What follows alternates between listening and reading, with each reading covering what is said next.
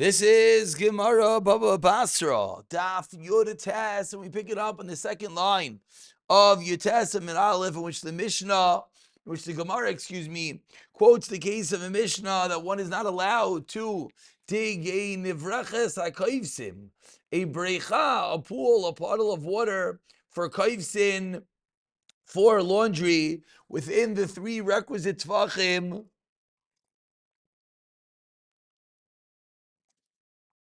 of the boundary of the wall of a neighboring pit.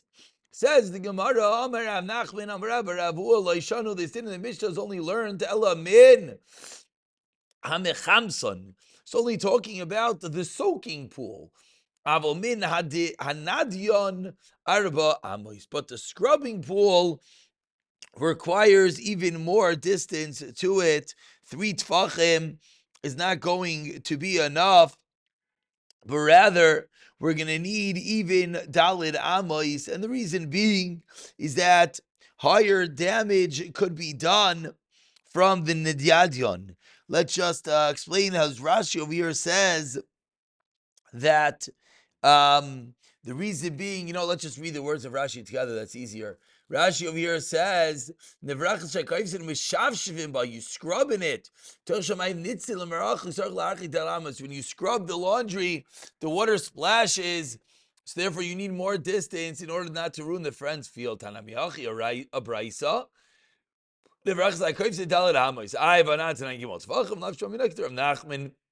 As we just said, and those who asked this as a stira.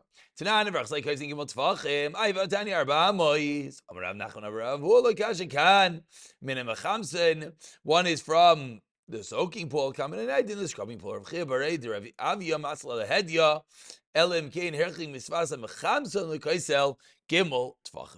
So, very simple, bringing out the Yisai that when do we need Gimel Tvachim is only for areas that you're soaking the laundry in.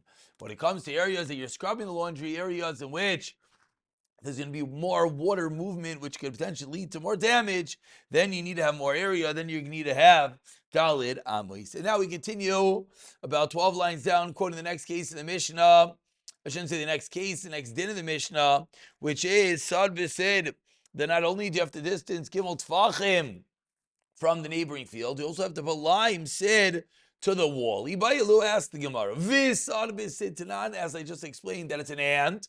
Sad b'sid tanan. Which one does the Mishnah mean? Is it either Gimel Tvachim or Sad b'sid, or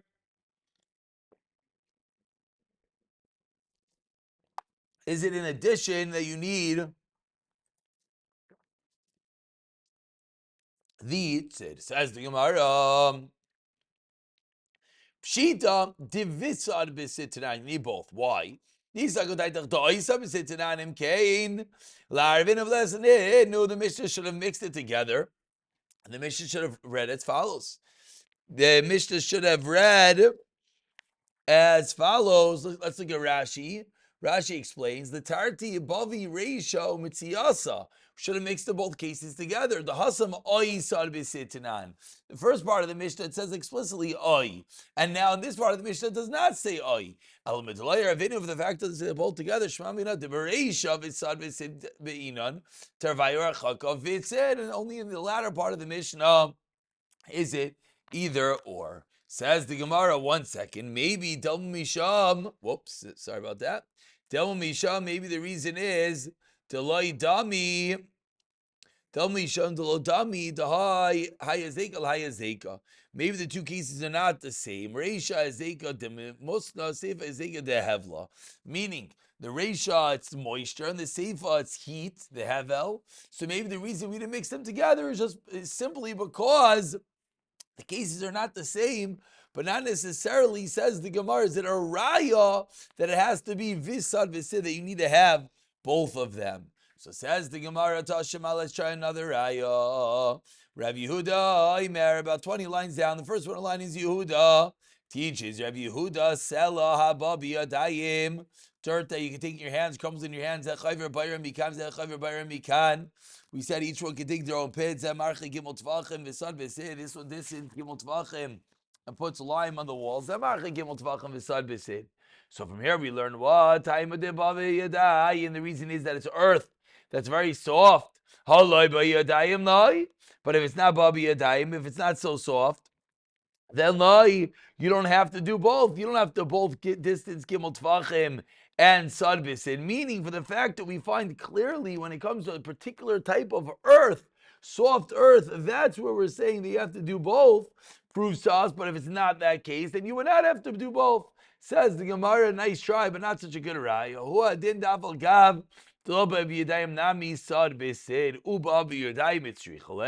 So why do we say that case? You would think maybe you need even to have more distance because it's Babi Yadayim.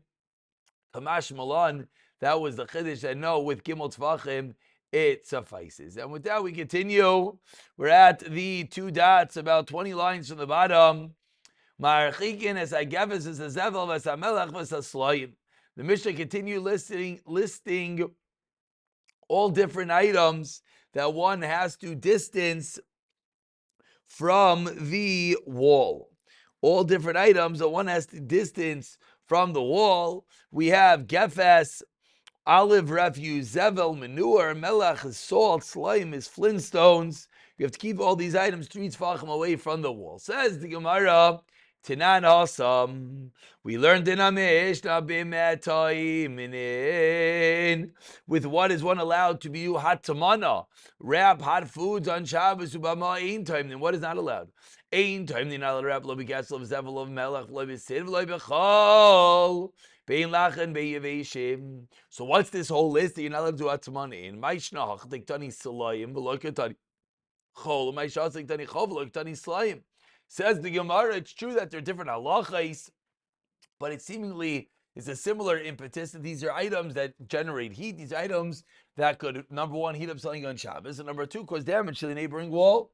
So the Gemara wants to know, what's the reason that in the bright Mishnah, when it comes to Atmana, what does it list? It says Zevel Melech Sid Chol. So what's the reason by us it says Salayim, these little flint rocks, which does not say over there, and why by us does it not say Chol, sand? Amar Rav Yosef, Yishein Darkish Bnei Adam, La'atim B'Slayim, Balabatish, says Rav Yosef. It's not the normal thing for someone to do Atamana with Slayim. Amar Le Abai, V'Chei Darkish Bnei Adam, La'atim B'Gizei Tzemer. Is it normal to wrap in strips of wool, Shenish Al-Garman, and purple wool? And yet, the Tanya is learned to the Raisa, Time the B'Gizei Tzemer, B'Tzibi Tzemer, Shenish Al-Garman. Clearly, even though it's not normal, the Brisa listed with Muchan Veimetal Tanaisan. So it says Rav Yosef, clearly, even if it's not normal, it should have been listed. So why aren't the Salayim, these flintstones, listed? Elam Rabaya Yagid Alav Reyoi. One teaches on the other that what? That it didn't finish the list because we assume that the other Brisa will finish it. Tanahacha, meaning each one, Yagid Alav Reyoi, is a term used at each area complements the other, and explains the Gemara that what? Tana hachaslayim v'adin chol, tana sachal v'adin slayim. Each one lists something that's not in the other one, and then from the two of them we see that what? The din is applicable both to slayim and to chol, both to these flintstones and to the sand. Amar le Rava, says Rava, why don't we just list all of them in one place, list one in the other place, and learn out one from the other? So what's going on? Ela Amar Rava, Hasa Mainu Taimam, says Rava. So Ela Marava, what's the other answer? What's the reason why it doesn't say Slayim? Says Rava, no, it's not Yagid Lav Reo. Because if it was Yagid Lav Reo, it would have listed one in each place. Rather, says Rava, why are Slayim not listed? Is because because they break a pot. You put flintstones around the pot, it could break the pot, and therefore you're not going to use it to be matmin, to insulate your pot.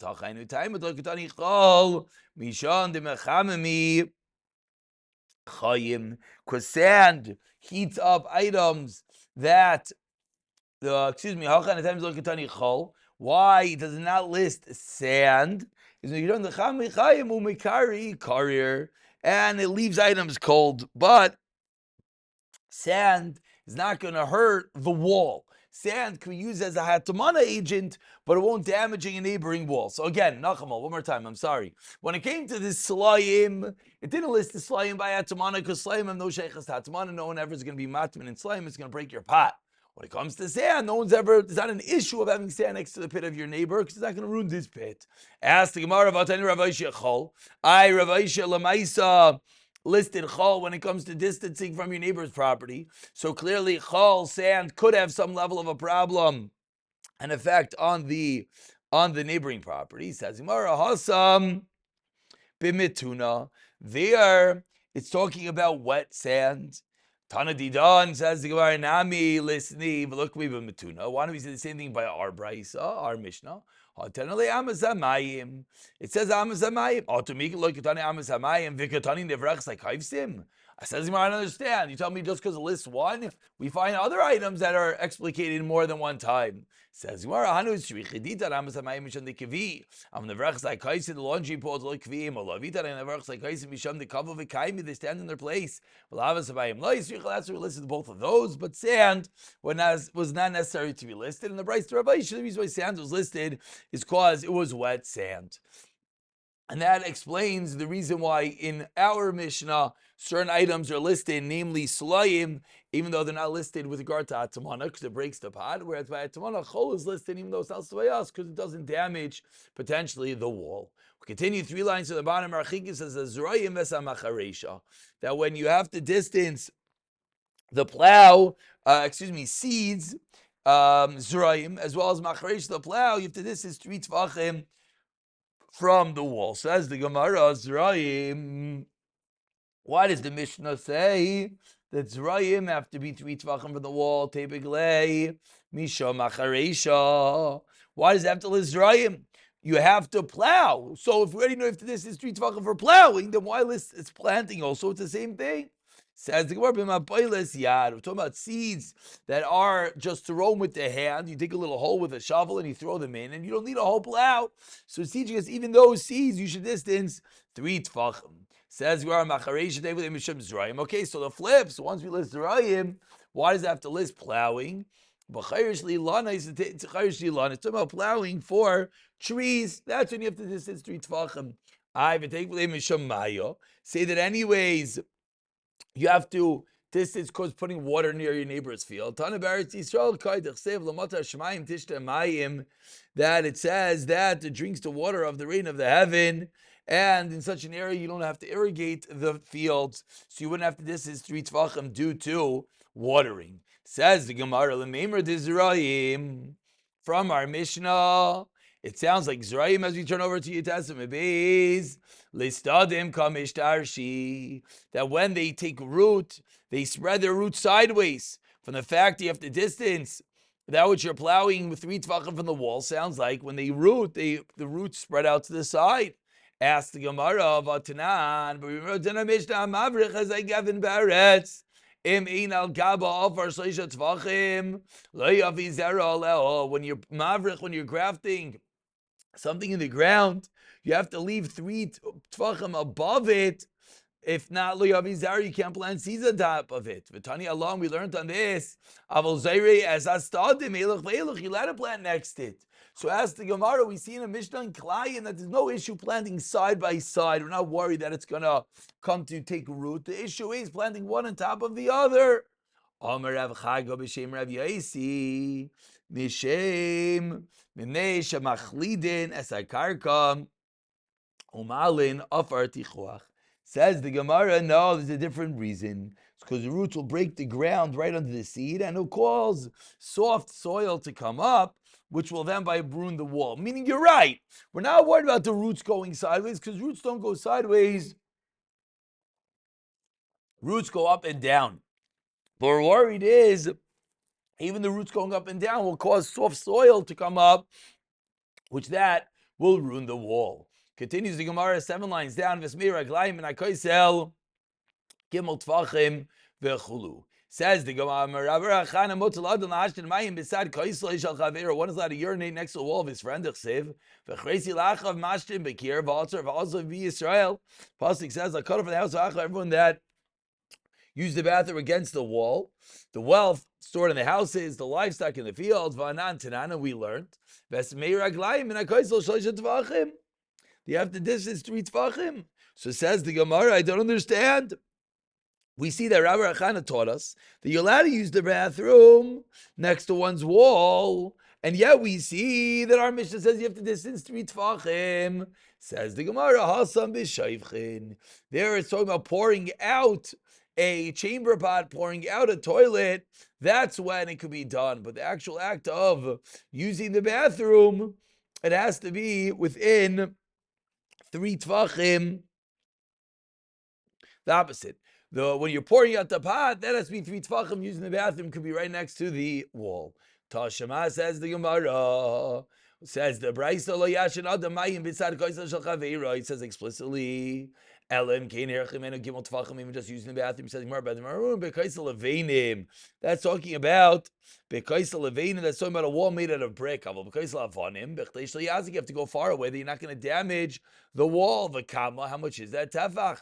Shel tzunma. If it's a type of rocky ground, then mutar. You're allowed to use the bathroom right there. Tiyofta to Rabbi Achana, tiyofta. So we see from here that it's a kasha Rabbi Achana. He said you always let it go right next to the wall, and we see for this brisa clearly not. Depends on the type of wall. Says the Gemara. 1 second. Rabbi Achana krokamer. He had a pasik. So how can you ask a kasha on him? Says Gemara. Hasam achi kamer. Afilu midi dargilesh duni bekir. Lo shavigna le. Even that which is normal, they didn't allow them. Umay niu kalva. That's a dog. Meaning, it's true that the pasuk speaks about using the bathroom near a wall, but all the pasuk means, says the Gemara, is that in times of Achav, even that which was normal, they didn't allow, which was the dog using the bathroom. But lamaisa, a human, it depends on the type of wall, how far one has to distance himself from the wall. From here, we segue into a new topic, which will just begin. We're 15 lines to the bottom. First word line is a lay. Amar Rav Tuvi bar Kisma, Amar Shmuel. Rekik. When it comes to a wafer, it does not reduce the size of a window. Why? Because an item that's an edible and an item that's generally going to be eaten, if it's sitting in a window, it's not going to be able to reduce the size to not allow tumah to transfer through it, because we assume someone's going to take it and eat it. My area kick says Gemara, I feel avanami, even a fat wafer, a loaf of bread. Loi mi by kamer, loi mi by of it's thick, even the achsile, loi mevatale, certainly not mevatale there. Aval rekek to memois, ema batul mevatale, kamash London. No, even a rekek, people take it, therefore it does not diminish the size of the opening to disallow Tuma to pass through. Says Gemara 1 second.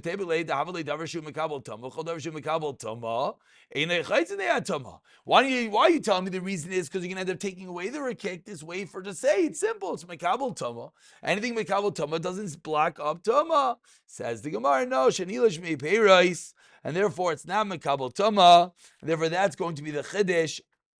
The only reason is because you take it away to eat this item. Meisvei asked the Gemara, Kupa Malaya Tev, and a box full of straw, Vachavis, a barrel, Malaya, Gregor's dry figs, and Menachem Bechalon, sitting in a window, Rain, Kol Shili, not Loi, Via Chaylai Tev, and Gregor's Laman with Neatzman. If you were to take it in straw and stubble, will be able to stand by itself. Chaitzin, then it does block the tum of him, Lavin, Chaitzin. What's the kasha? Tevin, Chazi, Lebehemte, asked the Gemara. Tevin is used for an animal, meaning you're going to take it to give to your animal, and yet we see it acts as a chatzitza to block up the tuma. Says the Gemara, Surya, I chazi latina, but it's fit for making clay. Again, you're going to move it to make clay, to make bricks and whatnot. This like Kutzi says the Gemara, no, talk about one that's thorn, so you're not normally going to remove it. Chazila sagav or firewood. Bimatuna says the Gemara, it's damp, so you can't use it for firewood. Chazila has a gadol, a large fire, has a gadol lo shchiach. Grogroi says the Gemara, but dry figs are fit to be eaten. So what's the reason why that it will act to reduce the opening with regard to Tamam or Shmuel b'shet rifu? The case is the case is that it's infested with worms, so you're never going to remove it to eat it. So says the Gemara, that's going to depend whether the item is removed. That's going to determine whether it's going to stop up the tumah. Again, the basic halacha is if it's less than a tefach by a tefach, then no tumah goes through it. So our question is, if these items block it up, I think we're saying it depends whether it's something that is utilized and moved to be eaten or not. We'll pick it up from the bottom of the Amid when we get back into the case of the Chavas B'siyata Dishmaya.